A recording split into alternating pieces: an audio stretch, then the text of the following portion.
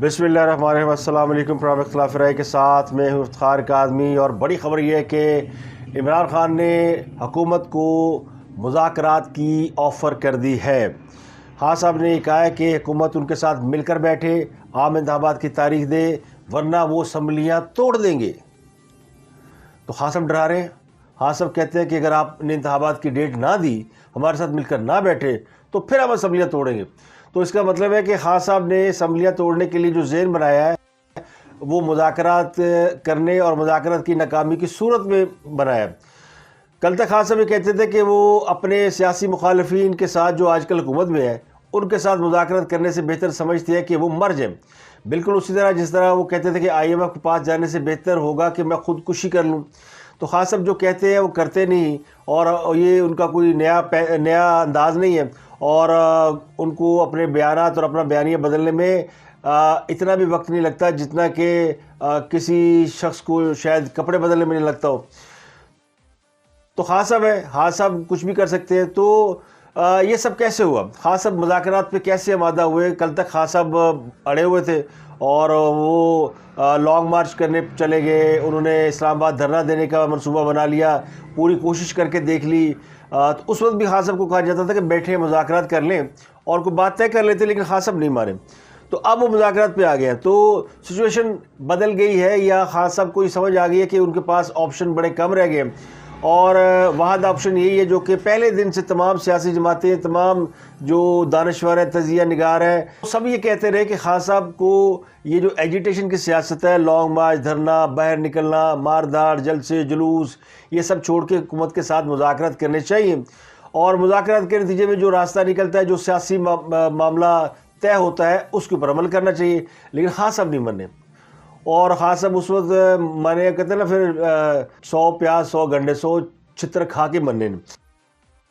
خان صاحب نے کہا جی کہ اگر حکومت نے ہمارے ساتھ مل کر بیٹھ کر انتخابات کی تاریخ نہ دی، الیکشن نہ کرائی، تو پھر وہ اسمبلیاں توڑ دیں گے۔ لہٰذا یا تو ہمارے ساتھ بیٹھیں اور بات کریں کہ جنرل الیکشن کی ہمیں ڈیٹ دیں، کب آپ لانا چاہتے ہیں، نہیں تو پھر ہم اپنی اسمبلیز ڈیزالو کریں گے، ہم آپ کو موقع دیں گے۔ ہم یہ آپ کو موقع دے سکتے ہیں کہ ہمارے ساتھ بیٹھیں اور ہمیں بتائیں کہ کیا یہ آپ چاہتے ہیں کہ صرف 66% پاکستان میں الیکشن ہو اور آپ سینٹر پہ بیٹھے رہیں۔ تو یہ ایک قسم کی مشروط آفر خان صاحب نے کی ہے۔ تو اب دیکھتے ہیں خان صاحب کی اس مشروط آفر کا جواب کیا آتا ہے۔ جو جواب ابھی انیشلی آیا ہے اس سے خان صاحب اور ان کی جماعت کے لوگ مطمئن نہیں ہیں۔ حکومت کی جانب سے جواب آ گیا ہے۔ مریم اورنگزیب نے تو لکھ کے دے دیا کہ دسمبر 2023 لیجئے خان صاحب، ہم نے آپ کو الیکشن کی ڈیٹ دی، ایلو بھرو ڈیٹ، اگلی گل کرو۔ اور رانا صلی اللہ علیہ نے بھی کہا کہ جناب مذاکرات کریں، بیٹھیں جناب، الیکشن کرا لیتے ہیں، ہم کون سا بھاگے ہوئے ہیں۔ فواد چوہدری صاحب نے اس کے بعد میڈیا کو بریف کیا اور یہ کہا جی کہ مذاکرات کا فیصلہ تو شہباز شریف نے کرنا ہے، اور تو کسی نے نہیں کرنا۔ کل تک یہ الیکشن لینے جا رہے تھے ملٹری اسٹیبلشمنٹ سے، کل تک یہ ڈیمانڈ کر رہے تھے جنرل باجوہ سے کہ ہمیں الیکشن کی ڈیٹ لے کے دو، کل تک یہ ڈیمانڈ کر رہے تھے جنرل فیاض حمید سے کہ وہ ان کی مدد کرے، کل تک یہ لانگ مارچ کر رہے تھے، ملین مارچ کر رہے تھے، لوگوں کو لے کے جا رہے تھے، تحریک حقیقی آزادی کی تحریک چلا رہے تھے، امریکہ سے غلامی سے نجات کے لیے تحریک چلا رہے تھے، بے گناہ لوگوں کی لاشیں گرا رہے تھے۔ اس بے گناہ رپورٹر کا کیا قصور جو خان صاحب کے لانگ مارچ کی کوریج کرتے ہوئے ماری گئی؟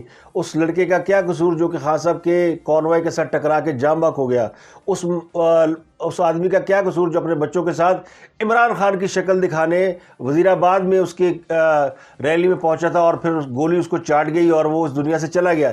یہ سب لاشیں گرانے کے بعد، اور اس سفر میں کوئی ایک لاش نہیں گری، اس لڑائی میں کئی لوگ مارے گئے، کئی قتل ہوئے، کئی ناحق لوگ مارے گئے، جن میں ارشد شریف بھی شامل ہے، وہ بھی مقتولون میں شامل ہے۔ تو اگر اتنی لاشیں گرانے کے بعد اور اتنا ہنگامہ برپا کرنے کے بعد بھی آپ نے مذاکرات پر ہی آنا تھا، یعنی تھوک کر ہی چاٹنا تھا، تو یہ کام پہلے کر لیتے تھے۔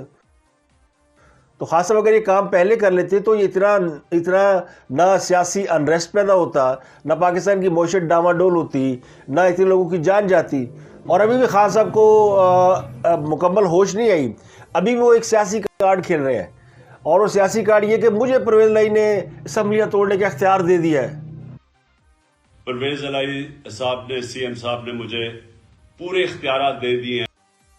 کمال ہے۔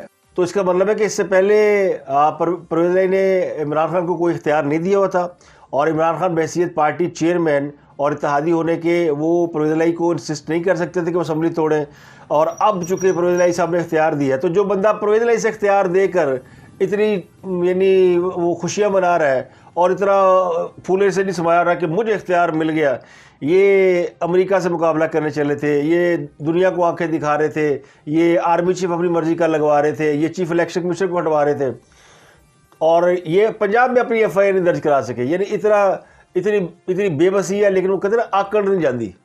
خان صاحب کے اندر جو اکڑ ہے نا، وہ اکڑ کہہ لیں، اس کو سویگ کہہ لیں، اس کو جو مرضی کہہ لیں. اکڑ کہیں گے تو یوتھیوں کو برا لگے گا، سویگ کہیں گے تو چلو ان کو شاید کہیں گے ہاں خان کا سویگ تو ہے نا کالا چشمہ پا کے. ایک اور بڑی گیم پڑی، اور وہ گیم ڈالی چودھریوں نے، بڑی باریک واردات ڈالی، اور اس پہ ایک طوفان برپا ہے، اور لوگوں کو سمجھ میں نہیں آ رہی کہ یہ پرویز الہی یا چودھری برادران ہے، انہوں نے عمران خان کے حق میں بات کی ہے یا انہوں نے فوج کے حق میں بات کی ہے، انہوں نے جنرل باجوہ کے حق میں بات کی ہے یا انہوں نے عمران خان کے حق میں بات کی ہے یا انہوں نے پی ڈی ایم کے حق میں بات کی ہے. مونس الہی نے جو انٹرویو دیا مہر بہاری کو، وہ بڑا ایک باریک قسم کا انٹرویو تھا. آپ کو پتہ ہے کہ مہر بہاری جو ہے وہ پلانٹڈ انٹرویو کرنے کی ماہر ہے، ان کو بڑا ملکہ حاصل ہے. آپ کو یاد ہی ہوگا دنیا نیوز پہ جو بڑا انٹرویو ہوا تھا ملک ریاض صاحب کا، جس کے بعد ان کی گڈی آسمان تک چلی گئی تھی، پتنگ بڑی اڑی، اور مہر بہاری ایک بڑی اینکر بن گئی، اور ایک بڑی، کیونکہ کنٹروورسی جو ہے وہ آپ کو شہرت تو دیتی ہے نا، عزت دے نہ دے. تو عزت ایک علیحدہ میٹر ہے اور شہرت ایک علیحدہ میٹر ہے. شہرت، بعض لوگ شہرت کے بھوکے ہوتے ہیں اور لائم لائٹ میں رہنا چاہتے ہیں، اور وہ اس طرح کی کنٹروورسی کریٹ کرتے رہتے ہیں. تو مہر بہاری صاحبہ کے ساتھ جو انٹرویو میں مونس الہی نے یہ کہا کہ جب تحریک عدم اعتماد پیش کی جا رہی تھی تو اس وقت باجوہ صاحب نے ہمیں کہا تھا کہ آپ عمران خان کے ساتھ جائیں، تو اس لیے ہم عمران خان کے ساتھ گئے تھے. اب یہ بہت مطلب باریک سی واردات تھی.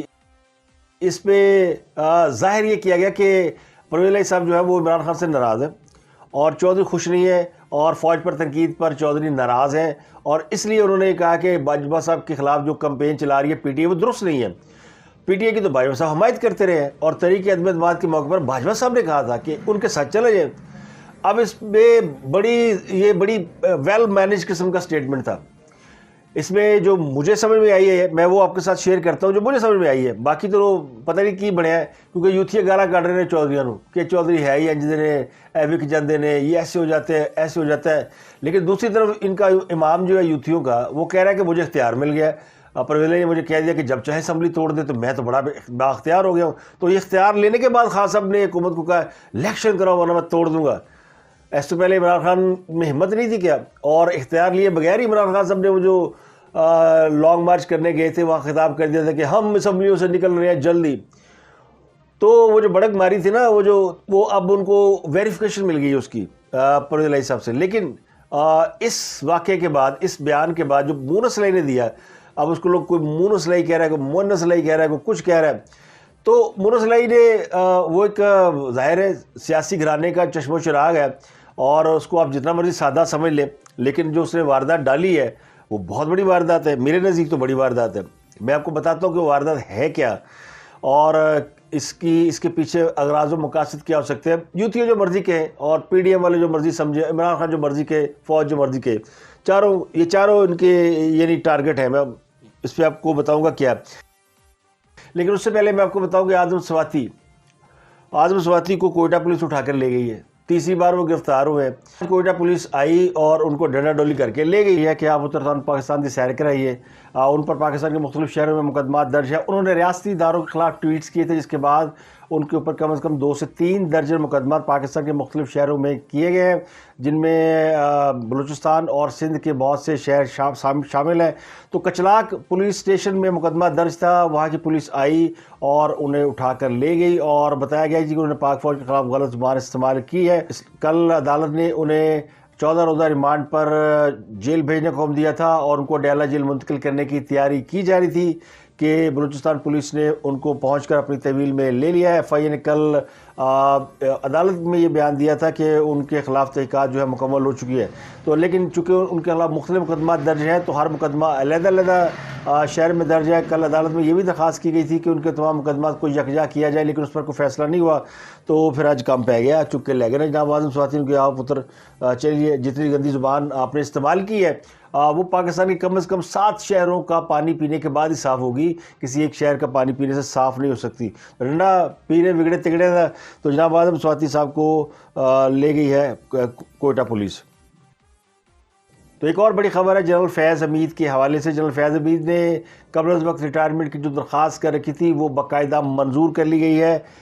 ذرائع یہ کہتے ہیں کہ ان کی درخواست پہلے وربل تھی، لیکن اب اس کے بعد انہوں نے وہ تحریری طور پر درخواست دی ہے جس کو منظوری دے دی گئی ہے. اور تحریری طور پر درخواست دینے کا مطلب یہ ہے کہ ان کی جو پرولیج ہیں، جو بھی ان کو مراد ملنی ہے، ریٹائرمنٹ کے جو فوائد ملنے ہیں وہ ان کو مل جائیں گے. ذرائع کہتے ہیں کہ انہوں نے جی ایچ کیو بھجوائی تھی اور پھر یہ ان کی جو درخواست جی ایچ کیو سے پرائم منسٹر ہاؤس تک بھیجی گئی، جسے شہباز شریف نے منظور کر لیا.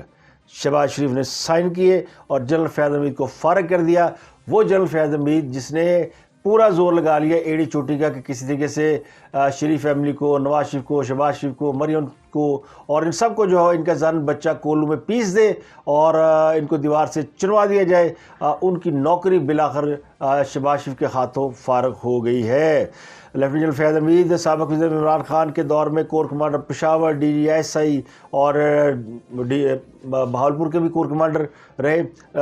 کل جب آرمی چیف نے نئی تقرریوں کا، تبادلوں کا، پوسٹنگ ٹرانسفر کا اعلان کیا تو اس میں ان کا نام شامل نہیں تھا، تو ان کو ایکسیپٹ کر لیا گیا. ان کو میسج مل گیا تھا کہ جناب پتلی گلی تو نکل جاؤ، اور وہ نکل گئے. ایک اور خبر بالکل فریش خبر ہے، وہ ہے افغانستان کے دارالحکومت کابل میں پاکستانی سفارت خانے پر فائرنگ ہوئی ہے. اور یہ فائرنگ اس وقت ہوئی جب پاکستان کے جو ناظم الامور ہیں وہ چہل قدمی کر رہے تھے. ان پر فائرنگ کی گئی تو گولی لگنے سے ان کا گارڈ زخمی ہو گیا. خود وہ بچ گئے. گارڈ کو سینے میں 3 گولیاں لگی ہیں. ذرائع کہتے ہیں کہ ناظم الامور کو ٹارگٹ کیا گیا، لیکن سفارتی ذرائع کے مطابق وہ بالکل ٹھیک ہے اور اب انہیں واپس بلایا جا رہا ہے. اور یہ کابل میں پاکستانی ہیڈ آف مشن پر قاتلانہ حملے کے بعد کشیدگی ظاہر بڑی ہے پاکستان اور افغانستان کے معاملات میں. اور ذرائع کہتے ہیں کہ گارڈ نے ناظم امور کو بچانے کے لیے اپنے سینے پر گولیاں کھائی ہیں. اور یہ بڑا ناخوشگوار واقعہ ہے. اس کی ڈیٹیلز ابھی آ رہی ہیں کہ لیکن پاکستان نے اس کے اوپر فوری طور پر تحقیقات کا حکم دیا ہے اور اپنے جو سفارتی عملہ اس کو واپس بلا لیا ہے. تو یہ پاکستان کی افغانستان کے ساتھ جو کشیدگی ہے اس میں میرا خیال ہے اضافہ ہوگا. اب سوال یہ ہے کہ کیا عمران خان اسمبلیاں توڑنے کے معاملے سے پیچھے ہٹ گئے؟ انہوں نے حکومت کو مذاکرات کی آفر کر دی ہے. تو کل تک وہ اسمبلیاں تحلیل کرنے کی ڈیٹ دینے والے تھے، لیکن اب انہوں نے بال جو ہے حکومت کی کورٹ میں ڈال دی کہ مذاکرات کریں گے. تو کیا حکومت ان کی مذاکرات کی آفر کو سنجیدگی سے لے گی، مذاکرات کرے گی، یا انکار کی صورت میں خان صاحب اسمبلیاں توڑنے پر آ جائیں گے؟ تو خان صاحب کو جو قانونی ماہرین ہیں ان سے مشاورت کے بعد اور تمام لوگوں سے مشورے کے بعد اس بات کی سمجھ آئی ہے کہ اگر وہ پنجاب اور کے پی کی اسمبلیاں توڑ بھی دیں تو اس کا کوئی فائدہ نہیں ہے. اور وہ باقی کی جو اسمبلیاں ہیں سندھ اور بلوچستان کی اسمبلیاں جب تک وہ نہیں ٹوٹیں گی، جب تک وفاق اپنی اسمبلی نہیں توڑے گا تو نیشنل قومی انتخابات نہیں ہو سکتے. ہاں صوبوں میں انتخابات ہو سکتے ہیں. تو اس پر فواد چودھری نے جو پریس بریفنگ دی بعد میں آ کے میڈیا سے، اس میں انہوں نے کہا، ان سے سوال پوچھا گیا کہ پنجاب میں تو آپ کی حکومت ہے، سندھ میں بھی آپ کی حکومت ہے، تو پھر یہاں پہ اسمبلیاں توڑ کے دوبارہ الیکشن کرانا کیا فائدہ؟ دوبارہ بھی اگر آپ حکومت میں آ گئے تو اس کا کیا فائدہ؟ حکومت تو اب بھی آپ کی ہے. نہیں وہ ہم فریش الیکشن کرائیں گے تو اس کا یہ ہوگا کہ ہم 2/3 اکثریت کے ساتھ آئیں گے. تو اس کا مطلب یہ کہ پی ڈی اے کہنے کے یہ سمجھتی ہے کہ پرویز الہی سے جان چھڑائی جائے. تو اگر اسمبلیاں توڑی گئیں، پنجاب اسمبلی توڑی گئی تو اس کا مطلب ہے وہ پرویز الہی سے جان چھڑانے کے لیے ہوگی. اور خیبر پختونخوا میں تو خود تحریک انصاف کی اپنی حکومت ہے، تو وہاں اسمبلی توڑنے کا مطلب کیا محمود خان سے جان چھڑانا ہے یا پھر یہ ابھی مذاق ہے؟ الیکشن کوئی معمولی کھیل نہیں ہوتا. تو یہ خان صاحب نے مجھے لگتا ہے کہ یہ ایک اور بلف مارا ہے، اور وہ چونکہ بلف مارتے جا رہے ہیں، ان کے پاس کھیلنے کے لیے آپشن کم ہے، کارڈ کم ہے، اور انہیں ہر طرف سے ناامیدی اور مایوسی ہے. اب بات کرتے ہیں مونس صلاحی نے جو کل کہا اور ان کے بیان کا مقصد کیا ہے. تو میں نے اس کو خاصا تھارولی اسٹڈی کی ہے. تو میرے نزدیک 2-3 چیزیں امپورٹنٹ ہیں. ایک تو پرویز الہی کے صاحبزادے مونس الہی نکی چودھری صاحب نے جب یہ کہا کہ باجوہ صاحب کے کہنے پر ہم گئے تھے عمران خان کے ساتھ، تو یہ معاملہ ہے جب کچھ 6-7-8 مہینے پہلے کا، جبکہ فوج یہ کلیم کر رہی ہے کہ وہ فروری 2021 میں سیاست سے الگ ہو چکی ہے۔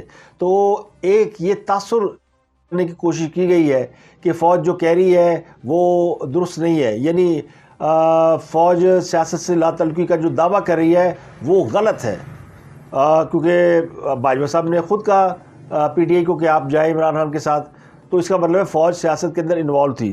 ایک میسج ان کے لیے، لیکن دوسرا پہلو یہ ہے کہ کیا اگر کاف لیگ کو باجوہ صاحب نے کہا کہ آپ عمران خان کے ساتھ جائیں، تو ایم کیو ایم اور باقی کی جو جماعتیں تھیں جو اس حکومت کے اتحاد میں تھی، یعنی عمران خان کے ساتھ اتحاد میں تھی، ان کے لیے کیا میسج تھا؟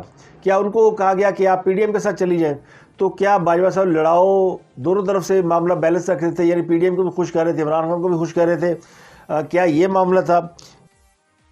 یہ جو مونس الہی نے کہا نا کہ فوج سیاست سے باہر نہیں ہوئی، تو یہ فوجی قیادت کو بلیک میل کر رہے ہیں، اور بلیک میل یہ کر رہے ہیں کہ آپ دودھ کے دھلے ہوئے نہیں ہیں۔